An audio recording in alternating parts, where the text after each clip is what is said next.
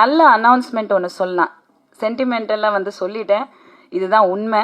அது என் குழந்தை, ஆகாஷ்க்கும் எனக்கும் பிறந்த குழந்தை தான். ஆனால் அவள் பேர் Jovika Vijayakumar. Thank you. I wanted to say that.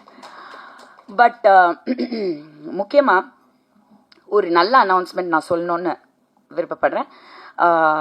சொன்னனால நான் வந்து ஜோவிகா வந்து ஹீரோயின் ஆகிறா. So she has sign 2 films.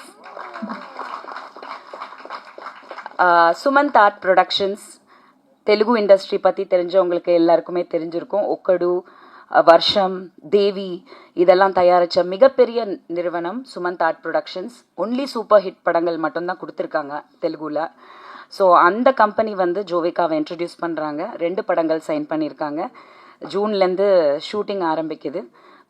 ஒரு வெரி பவர்ஃபுல் பியூட்டிஃபுல் ரோலில் MS ராஜு அவர்கள் வந்து இன்ட்ரடியூஸ் பண்ணுறாரு. Is also my producer and my director. So அதை வந்து அவர் இன்னைக்கு வர வேண்டியது, but he couldn't make it because of the shooting விஷயங்கள் அங்கே போயிட்டுருக்குனால. பட் அனௌன்ஸ் பண்ண சொன்னார். So Jovika is become a heroine. Let's give a round of applause. So thank you everybody. Media நண்பர்கள் சொல்லவே வேணாம். முதல்லேருந்து இப்போ வரைக்கும் எப்போவுமே என் கூட நின்றது நீங்கள் மட்டும்தான். உங்கள் முன்னாடி இங்கே நிற்கிறது, இந்த விஷயத்த பேசுகிறது, நீங்கள் இவ்வளோ தூரம் நீங்கள் வந்து அன்போடு இருக்கிறதுக்கு என்றைக்குமே வந்து நான் ரொம்ப கடமைப்பட்டிருக்கேன்.